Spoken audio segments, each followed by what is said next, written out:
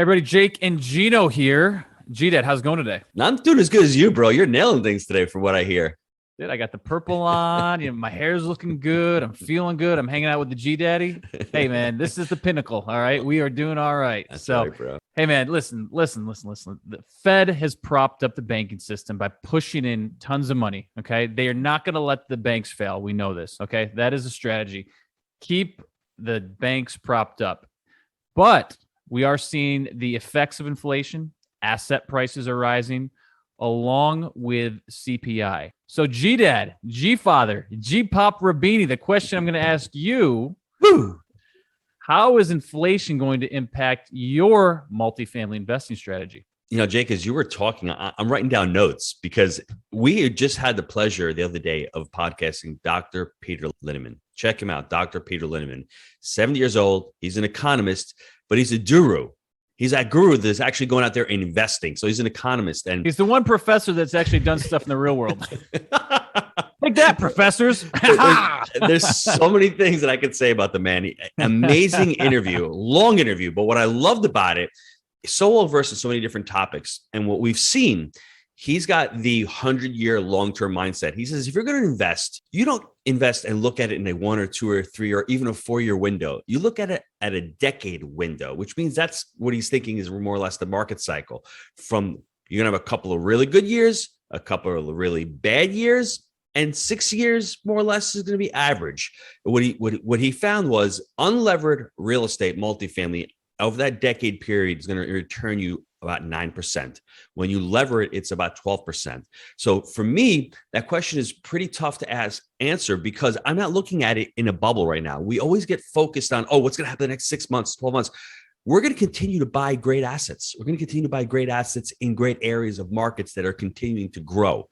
We may look at it today and say we overpaid today. But when you look back 10 years from now, you're gonna be like, wow, I'm glad I bought an asset in an appreciating market with jobs growing and with things happening. Now, what Dr. Linneman Hold on, Gino, we got to hit on that for a second because what he saw throughout this whole COVID money printing craziness is that the people that own the assets, that's where the wealth gap is happening, folks. The people that own the assets are the ones that are getting, rich because guess what?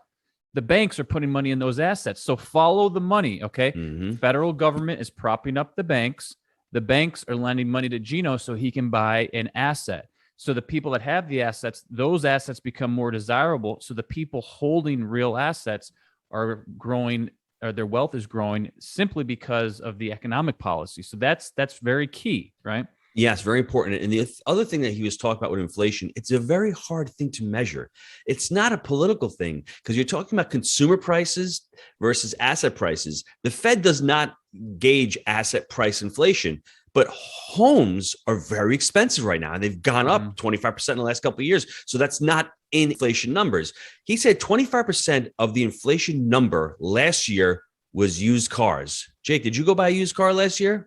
I did not. I didn't. So for all of you listening to it, 25% of the inflation rate that they calculated last year was from used cars. So it's a very hard number to calculate. Now, we know that eggs are going up, milk's going up. We know for sure that services are growing up. That's what he's saying. We should actually be calculating inflation more based on a service number because we become a service economy. So be careful out there. We're not looking at asset inflation. And the other one was healthcare that he mentioned. Healthcare is huge. It's a huge component to consumer prices, but are they measuring it in the consumer price index? Now, Jake's question was, what do you continue to do? We're going to continue to invest for the long term. We're not out there buying an asset and in a year or two from now trying to flip it, trying to time the market. His one big takeaway after an hour long ripping it down was invest for the long term and try not to time the market because you will get hammered if you're trying to time the market. And the third one, which I know my boy over there loves to say all the time, fixed rate long-term debt. If you're taking that interest rate off the table, that risk, guess what, everybody? You're going to be able to sleep at night. If you have 10 years of low interest rate debt fixed, then you can say to yourself, well, I'm going to buy this asset. I'm going to hold it for the long term. I'm going to work on the NOI of the property, raise the value of the property up. And over 10 years, inflation will actually help you get there. Debt has gone down and the prices of the asset value has gone up. So. Yes. And Jake, one other thing, you're borrowing money today with inflation 5 or 6 years from now, you're paying that back with cheaper dollars. which is another like amazing thing. I like that think strategy. about that. Yes, we love that strategy. It's what makes you wealthy. But remember, we're not here as proponents to crush personal debt versus business debt. We're not talking about our personal lives. Our personal lives have no debt, no mortgages, no cars, no credit cards, but our business life does. It has the majority of non-recourse debt, which we're leveraging to pay for our personal lifestyle. There's a big difference, everybody out there. I sort of agree with Dave Ramsey. Please don't lever up your personal life to go out and pay high credit cards. Don't get the Star Wars t-shirt with 5 easy payments of $6.99. Okay. That's a good way of putting it. Yes. Don't do that. Pew, pew, pew. Do love Star Wars. Love me some Star Wars. All right. I'm the miggity Mac Daddy. I'm going to come at you with a few more talking points because I come prepared. I did my homework. Okay. So a few other things on this inflation. We can't find the ceiling. What do I mean by that? In our own portfolio, we can't find the ceiling. Where is market rents? What are the market rents today? I don't know. Okay. We have stuff that we bought in 2013 that was renting for like 400, 450 a unit. Now it's 900. It could be 1,000. It could be 1,100. We don't know where the ceiling is yet. So that's confusing. Why is that confusing? You're like, dude, that sounds like a great problem to have. From the buy side, it's confusing as I'm going to say, it's confusing as all get out, Gino. Okay.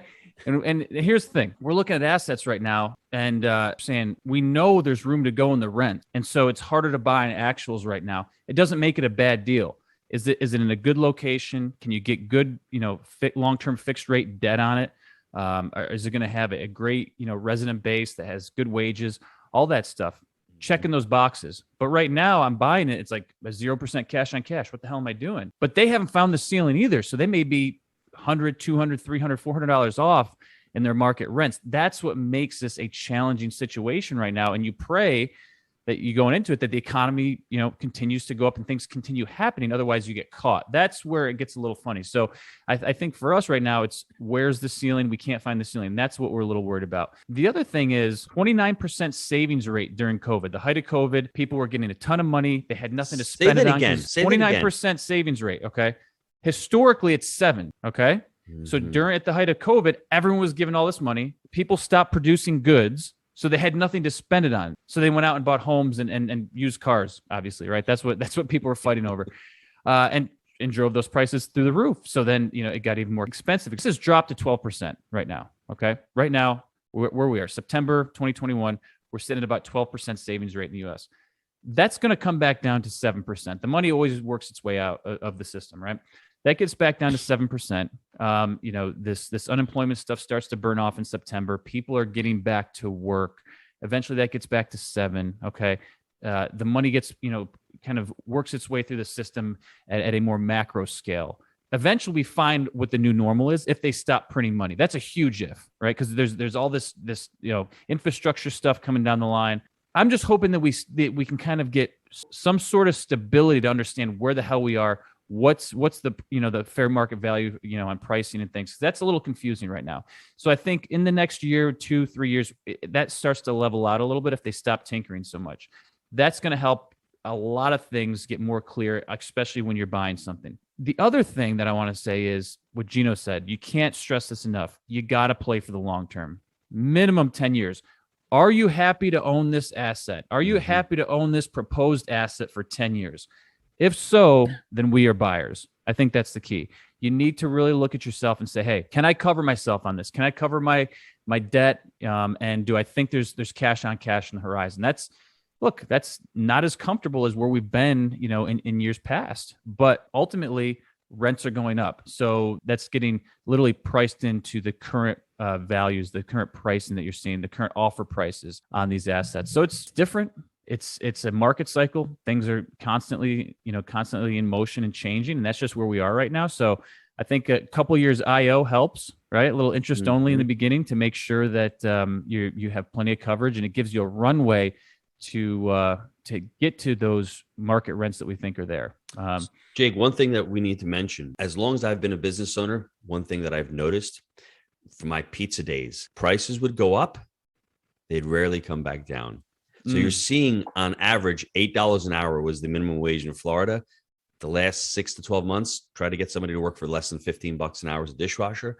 That number is not coming down, even though the market is Make flooding. sure you're pricing that into your budget, right? So my real point with that is it's the same with rents. Rents are going to go up.